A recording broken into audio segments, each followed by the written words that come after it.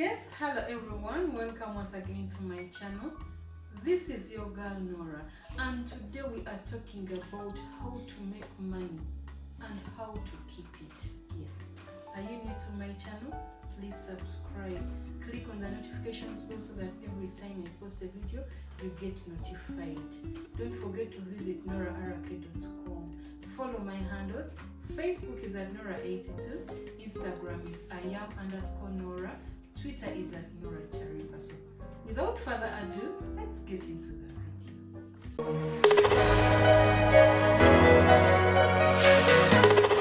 Listen, we are talking about how to make money and how to keep the money. You know, those two things are very different. You can make money when the money just comes and goes anyhow. You don't know why you make a lot of money but you never have money. Some people think it's spiritual. Some people think someone is bewitching them. Some people think maybe their ancestral spirits are following them. But it is something to learn: financial management. So here in this video, I'm taking you through how to make money and keep it, not just how to make money. Number one, have a minimum of 7 sources of income. Wives, I'm not talking about wife being a source of income. Some of you think wife is a source of income because you're getting money from your husband. No. 7 sources of income, whether you are a housewife, a business person, a social servant, a government employee, or you're working in business, you must have 7 sources of income. Sit down, plan, look for those sources of income. And when I'm talking about sources of income, make sure at least 4 or 5 of those are systems that pay you residual income, that money which comes when you are sleeping. You get it? Make sure they are systems when, whether you're there or not, they will continue generating money. That's number 1. Number 2, save. Saving is very important. Sit down as a man or a woman. Look at how much money you're making. Look at all the money. That's why I tell you, you must have a record of all the money coming into your life, into your hands, the money you're making. Write it down. You have to separate your saving funds from your contingency funds. You have to plan. After doing that, save it. Write down how you are going to spend and what you are going to save. Know what you are saving for. Have different saving plans. Is it retirement? Is it buying a house? Is it starting a business? Save all of those monies differently. Don't put money you are saving to buy a house for business, a real estate business house, into the money you're saving to buy maybe land or farmland. Everything should be saved differently. Save. And as you're saving, invest. Very important. Don't just save the money. It's called borrowing the money. When I say save, I don't mean bury your money somewhere, maybe in a hole or in your house or in the bank. When you are saving money, the right way to save is to put money somewhere in a trust when it's making some interest for you. You can look for trust funds. I'm using trust funds. You can look for trust funds. You can look for a cooperative society. You can save your money in a way that it's not just dormant and depreciating. That it's not just in the bank and every month they are cutting monthly charges. That your money is making for you an interest, however small, just do it. Save your money as it is appreciating, not depreciating. And as you save, invest. Don't just keep your money to be there till kingdom come. You can just decide that maybe I'm saving for my retirement. So how am I going to save for my retirement? Maybe you decide that during my retirement, I will have a farmland.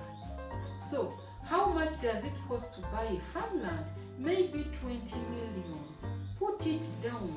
Go look for that farmland. Yeah, my pastor talks about faith with action. Go look for that farmland. Bargain it. Investigate about it. Find out about it. As you've saved maybe your 2 million so far, put a down payment on it.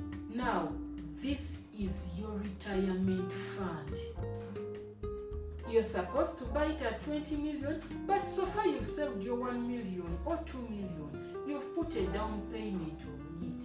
You're going to start working when you're just depositing your savings in that account for that land.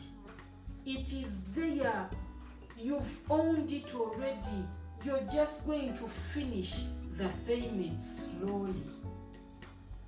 You get it? By the time it is 50% or 70% into the payment, you start using it. You start farming on it. You start planting your annual or biannual crops on it, your cash crops on it. That money will pay you in your retirement. Is it a house for rent? Go get the land. Put a down payment of what you've saved so far on it. Start paying 70%. You start using it. You start the construction as you are paying. Or you can even start it after you finish paying. Now, every little money you get goes on this building slowly by slowly, slowly by slowly. By the time you are done, the building is done. By the time you are retiring, that building will be done. Whether you built it for 5 or 10 years, it is okay. You finish one apartment, they enter it. They start paying you money that helps you to finish the next one. You are saving and investing for your retirement.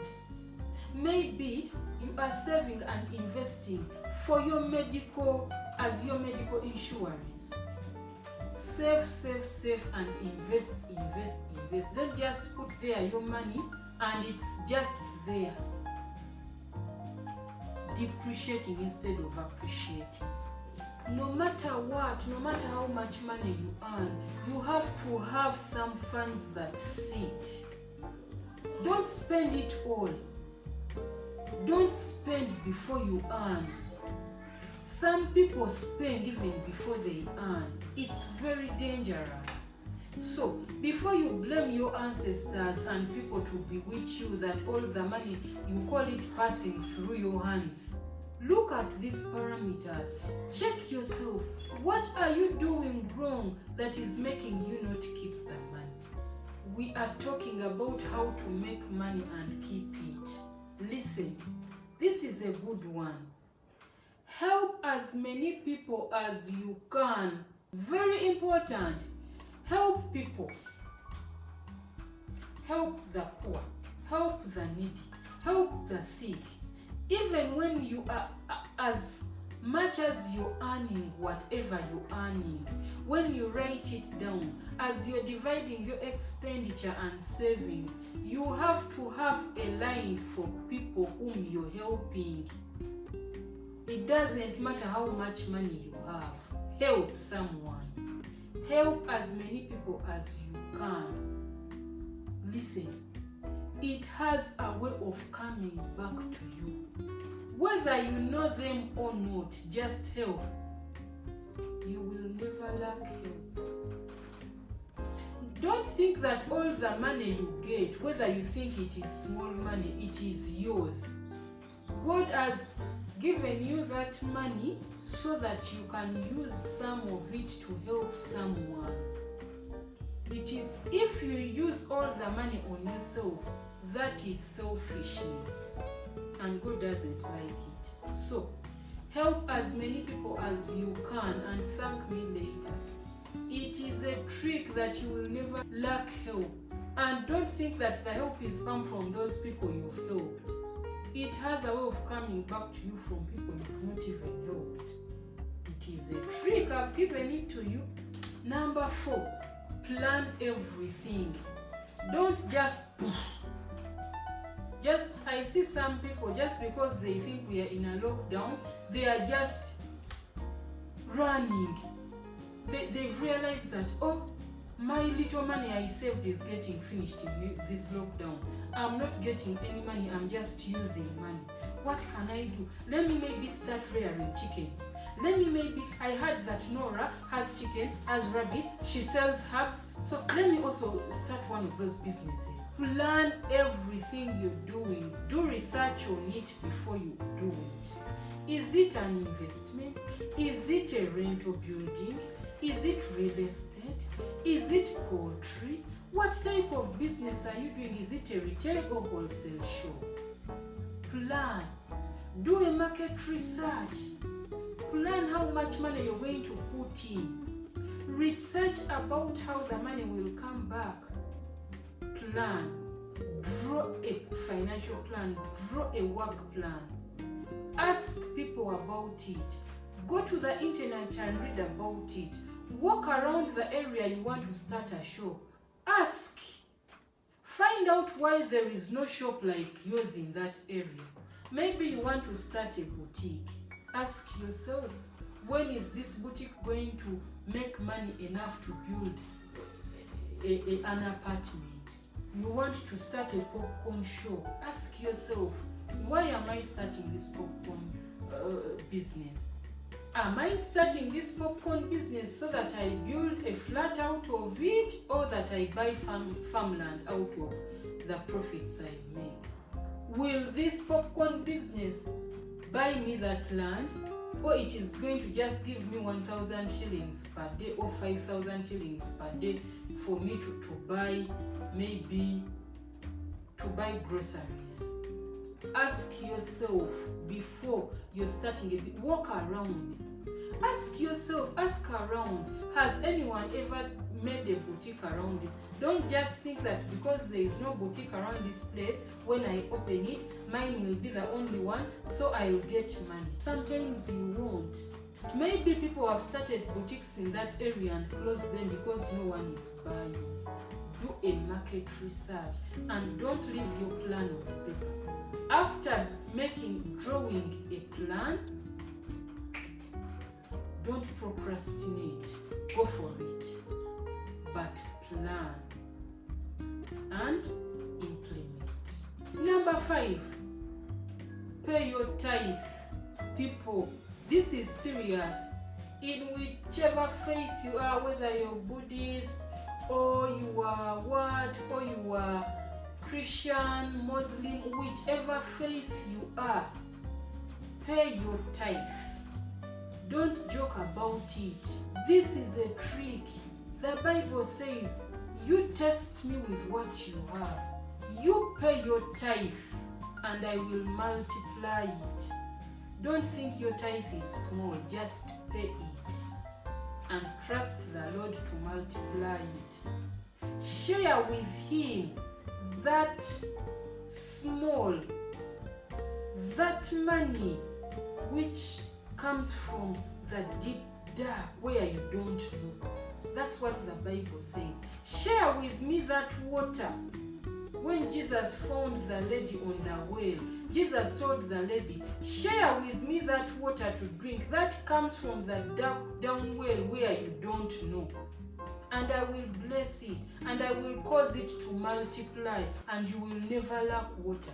Share with him. The money you're getting, you don't know where it's coming from. You don't know whether it's coming from the shrine. You don't know whether it's black money or it is blood money.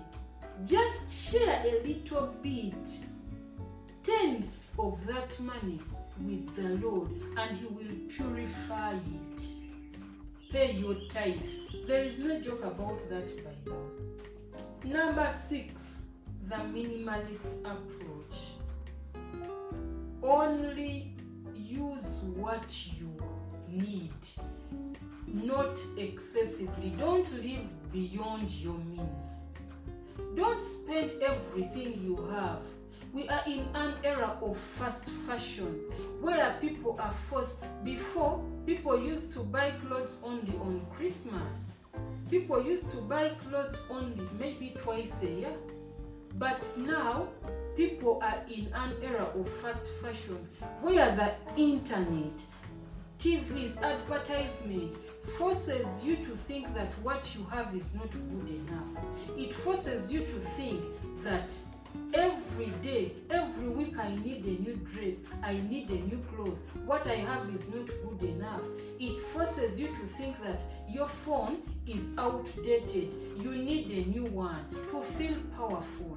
It forces you, it blinds your brain to think that what you have is now old-fashioned, it's bad, it's no longer in use. You want that new phone, you want that new iPhone, you want that new Samsung that's out. And in your brain, because of what they're advertising, they are lying to you to make you think that now this one is useless. You no longer care about it because you must strive to get the new one. You don't need that new one. Look at what advertisement is doing. Before, advertisement was going through the mother and the parent to get you to view something, love something, buy it for your children. Now advertisement has surpassed you. It has gone to the child. The child will tell you, I want this, because the child is watching videos on YouTube Kids. The child has a tablet. Advertisements are going on. She is watching. She is going to tell you, Mommy, I need this. I need this new tablet. I need this new toy. She will pile toys and toys and toys in the house, which she doesn't need. You find one child having basins and baskets of toys. She doesn't need them. It has robbed the children of their creativity to go out there and make toys for themselves because you have to buy for them. If you stick to what you need, if you only say that I need this number of clothes per year and I won't add, I need this number of shoes per year and I won't add, without being driven by advertisements and what you see, you stick to your needs and wants, you will find that you have excessive money. You will find that you have enough to save for your retirement, to plan your life. You will find that you don't have to suffer begging people for money when you get an emergency. You have what to save. You have life insurance, which you have self-insured. Live a minimalist approach. It doesn't mean that if you live in a minimalist approach, you are poor. No, it doesn't mean that. Just buy what you need at the time you need it. Just do that. Ignore advertisements, ignore fast fashion. Use your brain to think. Yes, they are telling me I need a new cloth per week. Do I need a new cloth per week? I've seen people who have run out of closet space when they have a big house. I've seen people whose children don't have where to keep toys. Their children get bored with a toy he bought last week. They want a new one because they are watching these things on the internet. You don't need it. You just want it. You are just bored. Ignore the adverts. Use your brain. Forget these adverts and stay away from online shopping. It's addictive. it will deplete your finances in seconds. And at the end of the day, you will look at it, you will just look at a picture and order for a pizza and order for a fast food. Yet you have food to cook in the house. Yet you have good food, healthy food to cook. You are accumulating sicknesses and diseases by eating all these fast foods because you're sitting at the couch, gluing yourself on adverts that have been put to attract you to buying things you don't need. Number 7, befriend the money. You know you have to fall in love with money in order to keep it.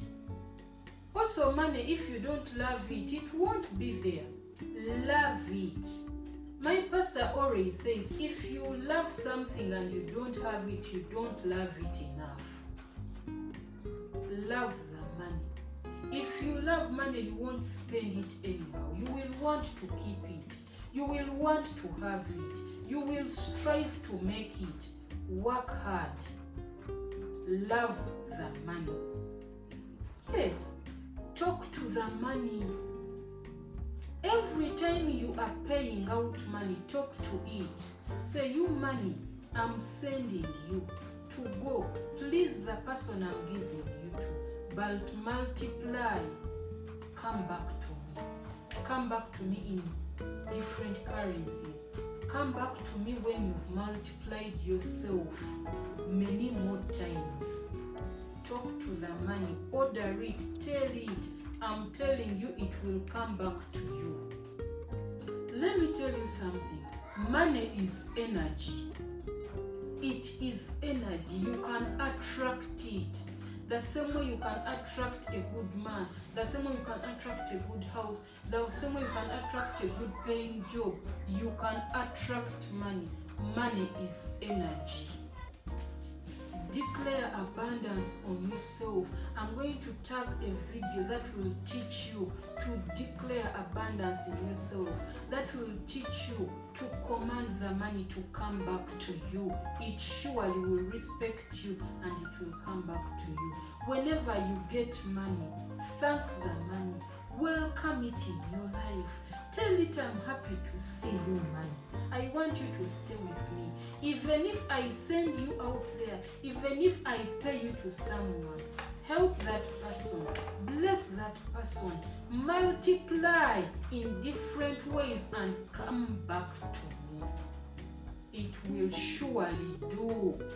This is the law of attraction we are talking about. Love the money. You know, money loves you. Make it love you. Make it belong to you. Make it feel you. Make it understand you. Give it a place in your life. It will stay. Number 8 is very important. Have a 5, 10, 15, 30-year plan. Most people fail to plan for their retirement and their old age because they don't know who the person in their old age will be. Do you remember when the Face app was launched? Everyone put their picture in the Face app and they realized, they saw what they will be 50 years from now, 40 years from now. What they will look like in their old age. It gave them a sense of belonging, of knowing, falling in love with that person, having sympathy for that old person, themselves in the old age. This woke up their minds that, if I don't take care of this old person 50 years from now, who will take care of this person? People woke up. Please wake up. It will be you 50 years from now. Start planning now. 50 years from now, you won't have the energy to work. You will not have the energy to walk. You will maybe probably be in hospital. going to be the old woman or the old man who depends on your children, who are now having children and their families to take care of for money? Will you be someone you call your children and they don't want to pick your call because they know you're begging for money? Will you be someone who will be disturbing everyone because you're begging them for money, because you didn't plan for your old age when you could? Will you be the type of man, men leave your children, they don't marry them because they know that you are a problematic man who will be begging and depleting their finances? Your children will love you, will still love you even when you are old, but you can take care of your old self now by planning your retirement early. Start saving small for your retirement. It's very important. Do you know, if you have money, it is different from when you're poor.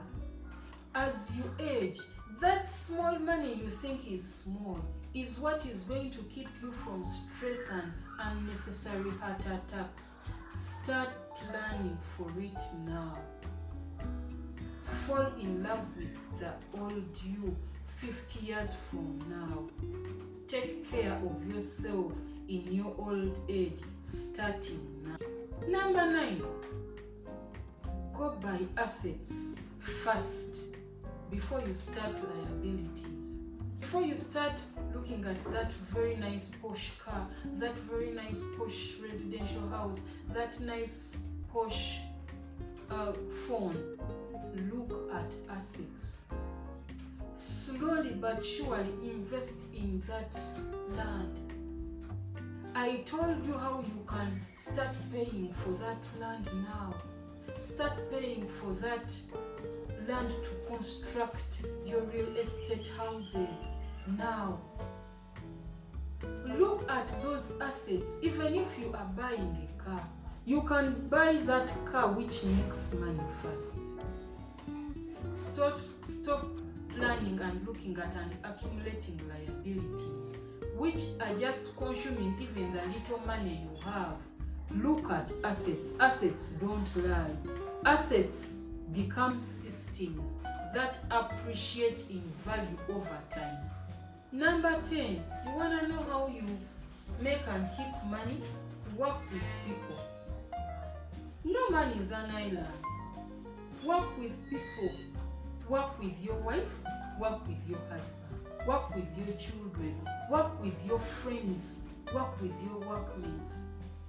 You can't be an island on everything. You can't do things alone.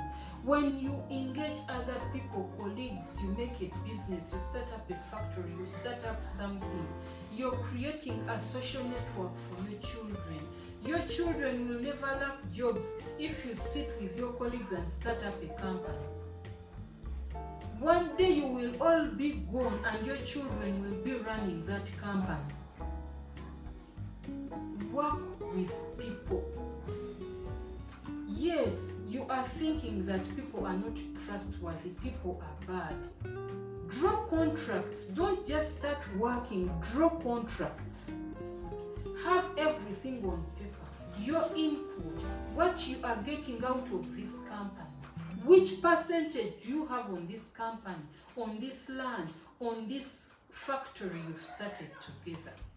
And when you are working and drawing all these contracts, know your worth, know who you are, and ask for a payment you're worth. Develop a skill. Even if you are working as a civil servant, have some skills, develop skills. Those skills are going to take you far, even long past this job. After you have been fired from this job, it's those skills that are going to take you far, that are going to give you the seven or more sources of income. These skills, teach your children these skills, develop a skill. It is what you're going to rely on to be rich. You're not going to be rich because of that job you have. Your skills and your systems and businesses you build are the ones going to make you rich, wealthy. Yes. So, as you develop your skills, as you work on your skills, also pass them on to your children and grandchildren.